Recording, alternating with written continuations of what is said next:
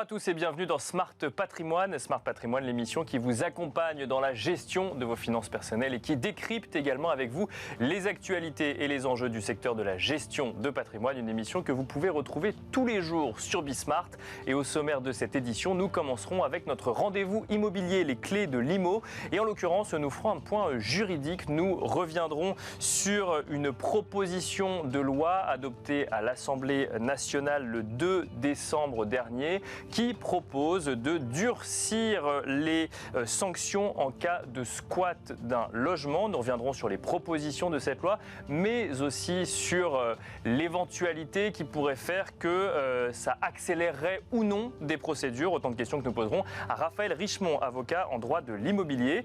Nous enchaînerons ensuite avec Enjeu Patrimoine, cette fois-ci où nous reviendrons sur la réforme du courtage et notamment sur la dernière ligne droite qui s'ouvre devant les courtiers avant de demander leur renouvellement ORIAS, à savoir l'adhésion à une association. Nous en parlerons dans un instant avec Roger Mingui, président de NDIA, une des associations agréées par l'ACPR, et nous lui demanderons notamment comment choisir son association. On se retrouve tout de suite.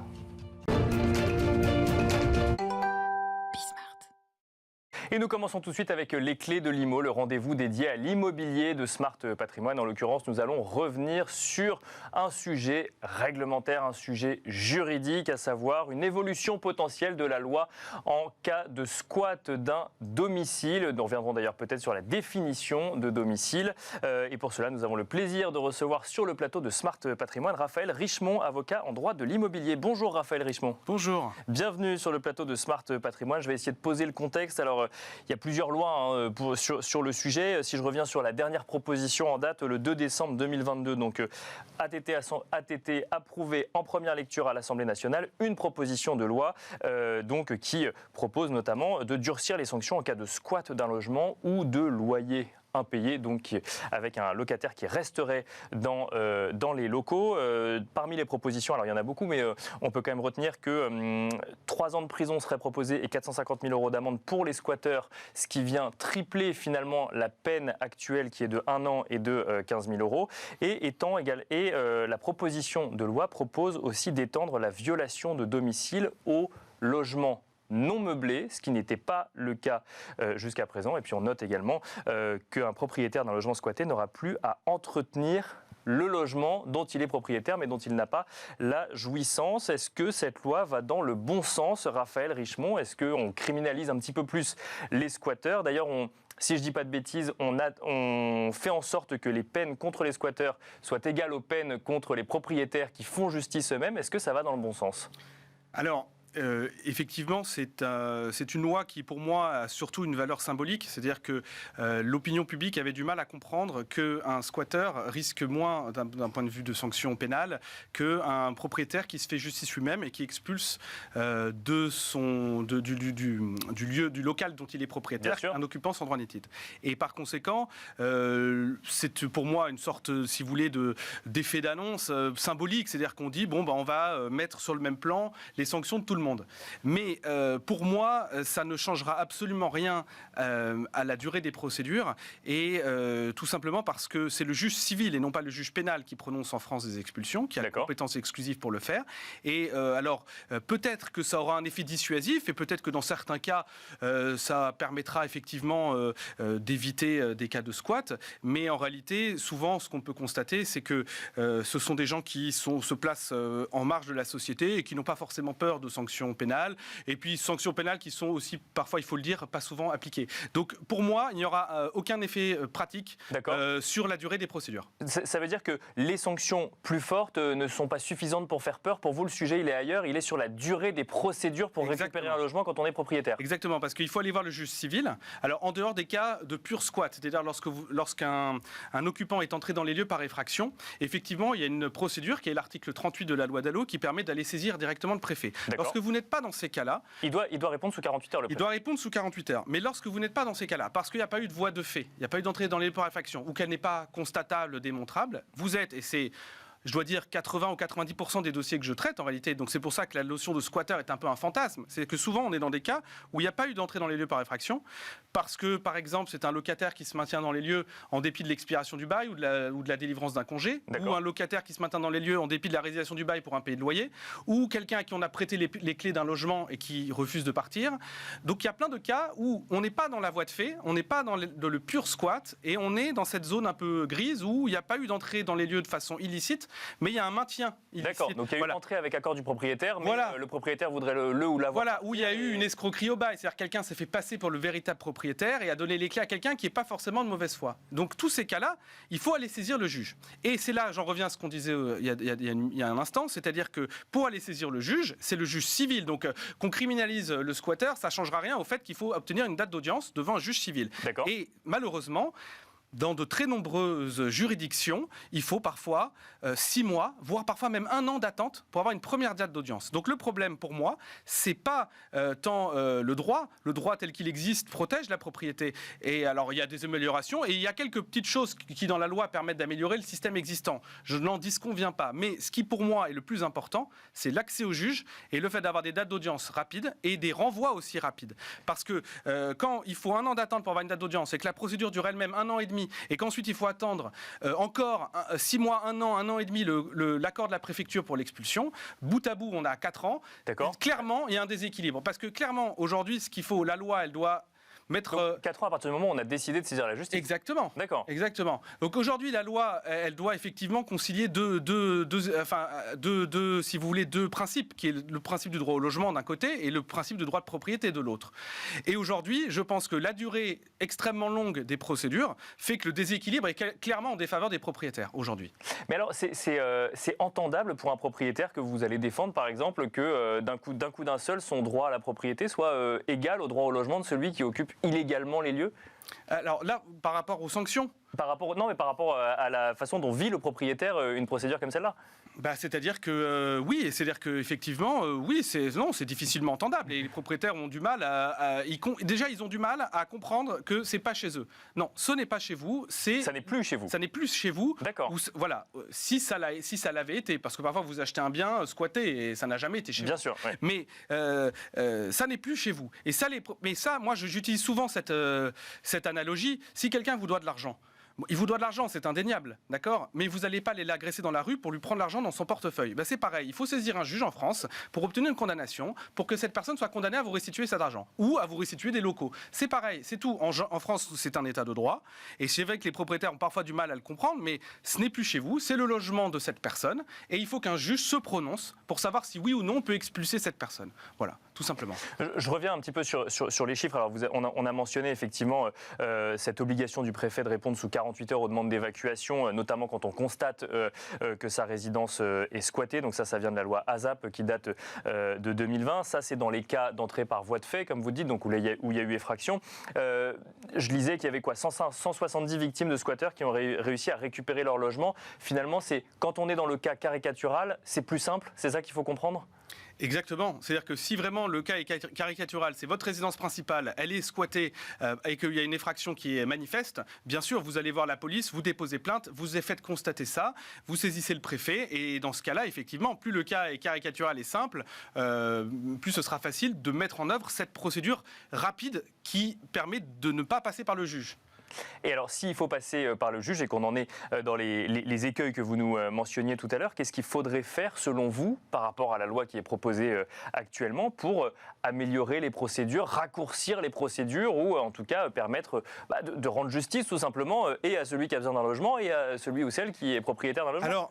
Il faudrait accorder plus de moyens à la justice, créer des postes de magistrats, des postes de greffiers et réduire, comme la proposition de loi le propose, par exemple le délai de 2 mois. Bon, je ne rentre pas dans la technique, mais il y a un délai de 2 mois, ils ont proposé de le réduire à 1 mois. D'accord. Mais en réalité, s'il vous faut 6 mois ou 1 an pour avoir une date d'audience, ça n'a aucune incidence en pratique sur votre procédure. Donc le problème, c'est, je pense, un problème de moyens, un problème de création de postes de magistrats, de greffiers, pour avoir des dates d'audience et des renvois plus rapides. Donc le vrai sujet, c'est un manque de juges, en fait. C'est pas la loi est pas mal écrite, c'est qu'il n'y a pas suffisamment de juges pour appliquer cette loi aujourd'hui, selon vous. C'est ma conviction, oui, tout à fait. Donc plus de moyens, ça tombe bien. Éric Dupond-Moretti a annoncé ça il y a quelques jours. Alors, ce sera pour 2027 évidemment, avec donc 11 milliards d'euros de budget pour le ministère de la Justice en 2027. Également une volonté de diminuer par 2 le temps de traitement des procédures civiles, donc ce qui rentre dans notre cas actuellement, même si on parle de pénal pour les sanctions pour les squatteurs, on parle bien de procédures civiles. Donc ça devrait aller normalement dans le bon sens et favoriser ou en tout cas faciliter ces procédures. Effectivement, ce sont des annonces qui sont très récentes, donc après à voir en pratique Bien sûr, ce qui va. Mais effectivement, si l'on s'en tient à ces annonces, augmenter le budget de la justice, c'est évidemment une bonne nouvelle et ça ira dans le bon sens. Et ça permet, à mon sens, de solutionner ce problème beaucoup plus efficacement que de multiplier des lois qui en réalité ne changent rien au système et ne le rendent pas plus efficace. Je profite de votre présence sur ce plateau, Raphaël Richemont, pour se mettre dans un cas un peu concret. On est propriétaire d'un bien. Alors effectivement, on n'a pas forcément le cas le plus caricatural, mais on aimerait récupérer son bien qui est loué, mais il n'y a plus de loyer payé, par exemple. Quelle est la procédure qu'il faut mettre en place tout de suite quand on est propriétaire pour récupérer son bien? Lorsqu'un locataire ne paye plus ses loyers, par exemple. Lorsqu'un locataire ne paye plus ses loyers, comment récupérer son bien? Écoutez, la première chose à faire, c'est d'aller voir un huissier pour faire partir un commandement de payer. C'est-à-dire de dire, voilà, bon, la loi vous dit que c'est un délai de 2 mois. Au bout de 2 mois, ce commandement, s'il n'a pas été respecté, que là, il y a toujours une dette locative, là, vous devez saisir le juge. Donc, prendre une date d'audience, rédiger une assignation et donc assigner cette personne devant le tribunal pour demander la résiliation du bail et l'expulsion du locataire. D'accord. Et donc ça prend un an. Et ben ça prend. Alors déjà, vous avez le délai de 2 mois du commandement de payer. Ouais. Ensuite, vous avez un délai obligatoire de 2 mois entre la date de signification de l'assignation et la date d'audience. C'est ce délai qui la proposition de loi a proposé de réduire à 1 mois. D'accord. Alors ça pourra peut-être, dans 5% des cas, ralentir, si vous voulez, accélérer parce que vous aurez une date d'audience très proche. Mais bon voilà, dans la plupart des cas, malheureusement, les dates d'audience sont très lointaines, donc ça ne changera pas grand-chose. Et une fois que vous avez fait ça, donc il y a déjà 4 mois incompressibles. Hein. Ensuite, vous avez votre date d'audience. Et ensuite, alors tout dépend du comportement du locataire. Est-ce qu'il prend un avocat? Est-ce qu'il va demander des renvois? Est-ce qu'il va demander l'aide juridictionnelle? Tout ça, c'est des facteurs qui font que la procédure va durer plus ou moins longtemps. Mis bout à bout, en moyenne, une procédure, elle va durer à peu près 1 an et demi en moyenne. Voilà. Et est-ce qu'au bout d'un an et demi, quand on est dans son bon droit, on a l'assurance de pouvoir récupérer son bien quand même? Alors, non, parce qu'au bout de ce chemin-là, on obtient un jugement ou une ordonnance de référé qui prononce l'expulsion. D'accord? Mais encore faut-il la faire exécuter. Et ça... seule la préfecture, et donc la police, qui a le monopole de la force publique dans un état de droit, peut effectivement exécuter la décision de justice. Et malheureusement, lorsque vous faites votre demande de réquisition de la force publique à la préfecture, parfois vous pouvez attendre de nombreux mois avant qu'on vous donne enfin cette autorisation. Et puis souvent, ce qui se passe, c'est qu'on est dans la trêve hivernale et que la préfecture ne peut pas accorder son concours à l'exécution d'une décision d'expulsion pendant la trêve hivernale. Donc si par exemple vous obtenez un jugement, je ne sais pas, au mois de novembre, vous devez attendre le 1er avril de l'année suivante pour pouvoir obtenir l'expulsion. Voilà. Une petite question, alors je me doute bien que vous n'allez pas me donner un chiffre précis, mais ça coûte combien des procédures comme ça pour récupérer son bien quand même? Alors c'est très variable parce que tout dépend de savoir si vous allez effectivement devoir... Alors surtout en cas de squat, c'est très variable. C'est-à-dire que parfois on ignore l'identité de l'occupant. D'accord. Donc il y a des procédures qu'il va falloir faire par voie de requête pour aller demander au président du tribunal l'autorisation de pénétrer dans les lieux avec un huissier et la police. Et d'un serrurier pour relever l'identité. Donc, si vous voulez, il y a plein de procédures. Donc, grosso modo, avec les frais d'huissier compris, pour une expulsion, il faut compter une enveloppe de 5 000 €. Après, vous pouvez demander, bien évidemment, la condamnation du locataire ou du l'occupant à payer vos frais d'huissier et vos frais d'avocat. Voilà. Après, comme dans toute profession, ces tarifs sont variables. Voilà, ça dépend vraiment des avocats et vous avez des tarifs, comme dans toute. Bien sûr. Non, mais ça donne quand même une idée effectivement de la procédure à laquelle on fait face. Je reviens sur la proposition de loi. Vous nous avez dit donc effectivement que selon vous, ça ne changera rien. Ça va quand même dans le bon sens. Ça va dans le bon sens parce qu'on s'intéresse à ces questions et qu'on essaie d'améliorer le dispositif qui a été créé effectivement par l'article 38 de la loi DALO, qui avait déjà été amélioré donc l'année dernière et qui, de fin 2021, et qui là aussi va être élargi, par exemple, aux locaux vacants. C'est une amélioration, donc évidemment que ça va dans le bon sens, mais c'est-à-dire que le problème, c'est que pour moi, c'est pas vraiment efficace. Mais bon, oui, on peut pas nier le fait que ça aille dans le bon sens, tout à fait.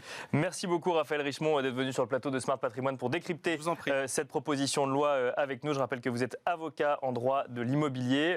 Vous reviendrez peut-être nous la commenter si jamais cette proposition de loi passe. Merci beaucoup en tout cas. Et quant à nous, on se retrouve tout de suite dans Enjeu Patrimoine.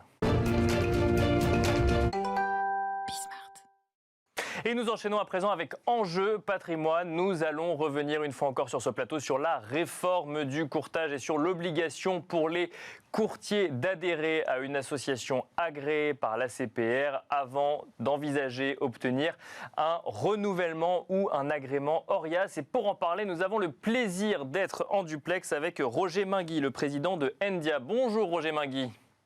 Bonjour Nicolas. Merci d'être avec nous à distance dans cette émission. Alors vous êtes le président de Endia. Je trouvais intéressant quand même de s'attarder un petit peu sur cette association puisque vous êtes une association professionnelle agréée par l'ACPR, mais depuis le 22 mars 2022, c'est une association qui a été créée pour cette réforme du courtage et qui est finalement le rassemblement de plusieurs organisations, Planète CSCA qui est un syndicat de courtiers de l'assurance, mais également l'APIC, l'association professionnelle des intermédiaires en crédit, et GCAB, le groupement des comparateurs en assurance et banque. Pourquoi avoir créé cette association? Pourquoi vous êtes réunis pour créer cette association, Roger Mainguy? Alors c'est vrai que cette association, elle a été créée à l'initiative donc de ces trois organisations et ce syndicat professionnel que vous rappeliez. Pourquoi les trois? Parce qu'il me semble intéressant dans une association d'autorégulation que la pluralité des métiers, des structures et des natures d'activité soit représentée. Planète CSCA est le courtier français des courtiers en assurance en France. L'APIC, vous l'avez rappelé, c'est tout ce qui touche les intermédiaires en crédit et le GCAB, c'est tout ce qui touche les comparateurs. Et donc, clairement, les sujets pour ces natures d'activité ne sont pas toujours les mêmes. Les contraintes qui s'imposent à elles, la réglementation notamment, ne sont pas toujours les mêmes. Et je trouve qu'une association comme Endia, qui a eu ses trois membres fondateurs à l'origine, est assez riche de ces différentes expériences et natures d'activité. Ce qui en fait aussi l'intérêt pour une jeune association comme la nôtre, puisque comme vous l'avez rappelé, nous nous sommes créés fin décembre 2021, et en effet, nous avons reçu l'agrément de la CPR en mars 2022. Il était temps, puisque l'agrément, du moins l'obligation de démarrage était au 1er avril 2022. Mais la CPR a donné ses agréments à toutes les associations fin du mois de mars.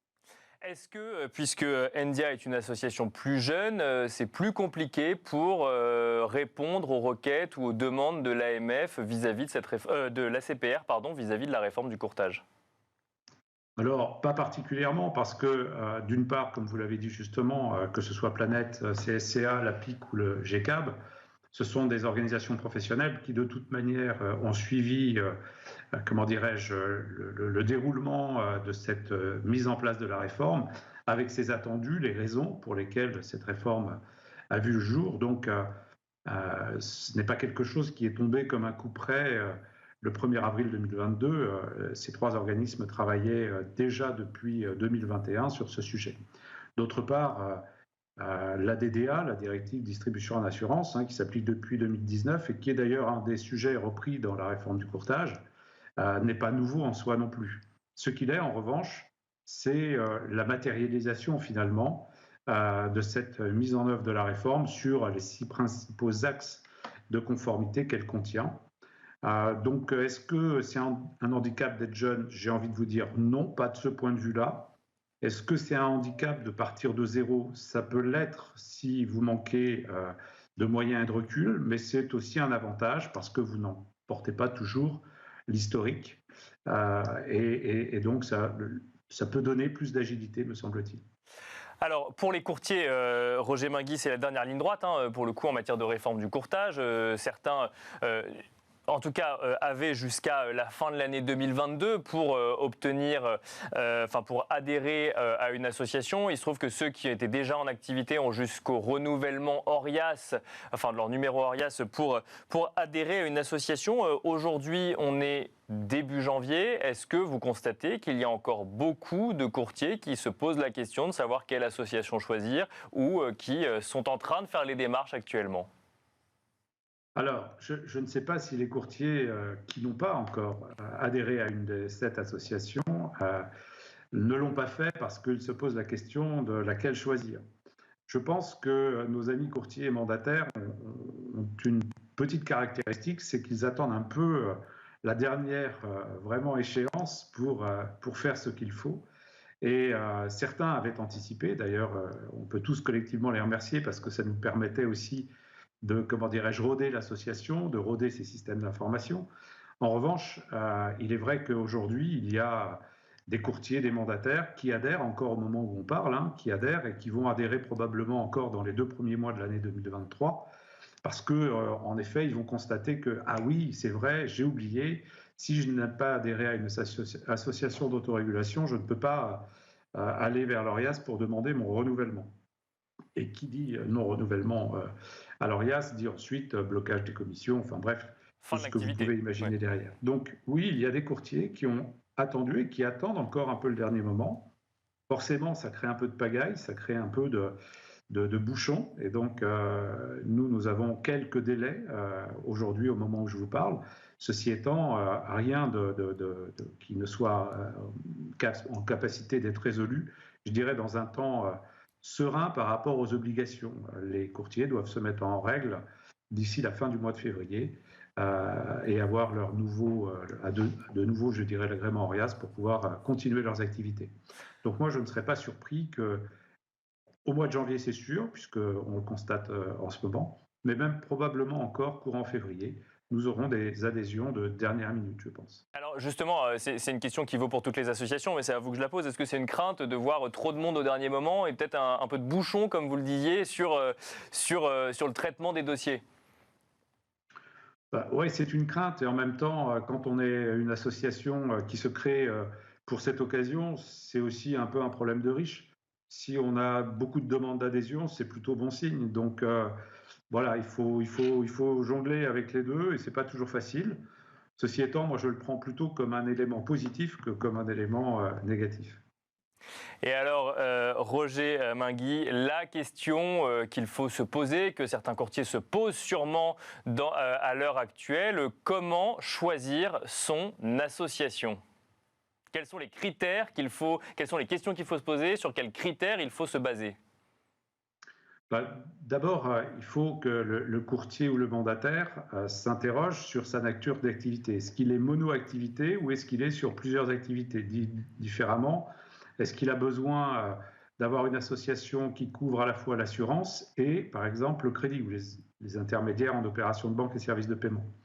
Si la réponse est « j'ai les deux activités », il faut mieux qu'il choisisse une association qui a les deux agréments. Aujourd'hui, sur le marché, les associations ont quasiment toutes les deux agréments, mais je pense que ça, c'est la première des questions à se poser. D'accord. Ensuite, il y a aussi l'aspect prix. Je dirais qu'aujourd'hui, un des critères de choix, au-delà de ce que peut proposer une association d'autorégulation, peut être un discriminant sur le prix. Donc là aussi, chacune des associations d'autorégulation a eu le loisir d'établir une grille entre guillemets tarifaire. La nôtre, elle est publique, elle est sur notre site ndia.fr. Et donc, ça laisse la possibilité aussi aux courtiers qui cherchent une association de regarder entre les différentes quel est le prix que pratique chacune d'entre elles. Et puis, de mon point de vue, le troisième critère qui, à mon sens, est de loin le plus important, c'est, j'allais dire, l'indépendance de la gouvernance de l'association. Aujourd'hui, NDIA, en l'occurrence, et je parle un peu pour ma paroisse, mais en même temps, vous m'invitez, donc j'en profite. NDIA est une association qui est pilotée par des gens qui n'ont aucune activité, ni dans le courtage d'assurance, ni dans le courtage en crédit. Donc, de ce point de vue, nous sommes complètement agnostiques d'une certaine façon. Moi-même, je n'ai plus d'activité dans le monde de l'assurance ou du crédit. Et quant à Daisy Fakinetti, qui est la secrétaire générale, elle non plus n'a pas d'activité. Donc, notre point de vue, il est neutre, il est agnostique. Et les plans de contrôle que nous allons déclencher, plan de contrôle ou de vérification, le mot juste est vérification, mais n'ayons pas peur des mots, c'est une forme de contrôle. Oui, c'est le rôle qui est attendu des associations. C'est un rôle de vérification qui est attendu des associations, ça c'est très clairement dit par la CPR. Tout à fait, et qui dit vérification dit contrôle. Donc aujourd'hui, dans le texte de loi, on parle de vérification, on ne parle pas de contrôle. Mais bon, la réalité, c'est que ça reste du contrôle. De toute manière, le contrôle, c'est pas un mot qui est sale. Il faut du contrôle dans des activités réglementées. C'est pas un sujet en soi. Et donc, moi, ce qui me semble très important dans ce contexte, c'est la capacité de l'association à pouvoir démontrer son indépendance, le fait que les plans de contrôle qui sont mis en œuvre tous les ans pour qu'au bout de 5 ans, l'ensemble des adhérents aient fait l'objet d'au moins une vérification, le soit sur des critères parfaitement factuels, connus de tous, et qui n'ait pas de lien direct ou indirect avec les activités des uns et des autres ou des administrateurs. Une question, Roger Mainguy, qu'on peut se poser quand on est courtier et qu'on se pose la question d'adhérer à une association plutôt qu'à une autre. Est-ce qu'on s'engage sur une durée définie ? Alors, on peut, rien n'empêche un courtier d'adhérer en début d'année à une association et d'adhérer en cours d'année à une autre, comme rien n'empêche un courtier d'adhérer à 2 associations. Bon, après, quel est l'intérêt d'adhérer à 2 associations ? Là, pour le coup, je n'en vois pas, de mon point de vue, sauf si, en effet, vous avez 2 activités et que vous adhérez à une association qui n'a qu'un seul des 2 agréments. Mais ceci étant, rien ne l'interdit. En matière de formation, Roger Mainguy, comment est-ce que vous voyez les choses ? Qu'est-ce que vous allez mettre en place pour s'assurer que tous les adhérents suivent bien leurs heures de formation ? Puisque c'est un gros point quand même de cette réforme du courtage, c'est s'assurer que les courtiers soient suffisamment formés ou en tout cas à jour en matière de formation. Oui, c'est un des points, si ce n'est le point essentiel. C'est tout ce qui tourne autour de l'honorabilité, de la capacité professionnelle et de la formation continue. Donc, bien sûr, ces éléments sont les 3 axes des 5 ou 6 axes dont je parlais tout à l'heure. Donc, nous, forcément, lorsque on va vérifier avec lui un courtier ou un mandataire, eh bien, on va lui demander quel était le plan de formation prévu l'année N-1. En 2023, on va contrôler ce qui s'est déroulé en 2022. En 2024, ce qui s'est déroulé en 2023. Et donc forcément, on va lui demander quel était le plan de formation pour vous-même, pour les personnes assujetties dans votre cabinet qui doivent elles-mêmes suivre ces formations continues. On va demander aussi tout ce qui touche la preuve, entre guillemets, du suivi de ces formations, donc des différentes heures de formation suivies et auprès de quel organisme. Et puis, nous, de notre côté, eh bien évidemment, on va mettre à disposition de nos adhérents plusieurs organismes de formation et plusieurs natures de formation qui correspondent à leurs besoins de formation continue, que ce soit en assurance ou en crédit. Et donc, nous ferons en sorte qu'ils aient à la fois un large panel de choix, qui soit évidemment en lien direct avec leur activité et leurs besoins, et puis aussi faire en sorte qu'ils aient à travers notre association des tarifs privilégiés, parce que nous sommes en capacité à négocier avec l'ensemble des différents fournisseurs au sens large du monde de l'assurance et du courtage en crédit, des prix plus attractifs pour nos adhérents. Merci beaucoup Roger Mainguy d'avoir été avec nous à distance dans Smart Patrimoine. Je rappelle que vous êtes président de Endia. Merci beaucoup. Merci à vous également de nous avoir suivis. C'est la fin de cette émission Smart Patrimoine, mais on se retrouve très vite pour un nouveau numéro sur Bismart. Et en attendant, je vous invite à retrouver tous les replays de cette émission sur bismart.fr ainsi qu'en podcast sur toutes les plateformes de podcast.